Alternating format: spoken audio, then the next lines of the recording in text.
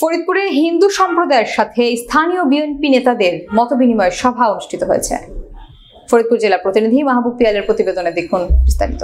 সোমবার সন্ধ্যা 7টায় ফরিদপুর শহরের টেপাখোলা লালের মোড়ে অবস্থিত কালীবাড়ি সার্বজনীন মন্দিরে হিন্দুদের সকল প্রকার ভয় ভীতি দূর করার জন্য মন্দিরে গিয়ে স্থানীয় হিন্দু সম্প্রদায়ের ব্যবসায়ী এবং নেতাদের সাথে মতবিনিময় সভা করেন। এ সময় হিন্দু সম্প্রদায়ের পক্ষ থেকে নেতাদের অভিনন্দন জানানো হয়। কালীবাড়ি সার্বজনীন মন্দির কমিটির সাধারণ সম্পাদক বাউল রূপক সাহার সভাপতিত্বে সভায় প্রধান অতিথির বক্তব্য রাখেন ফরিদপুর মহানগর স্বেচ্ছাসেবক দলের আহ্বায়ক সৈকত হাসান।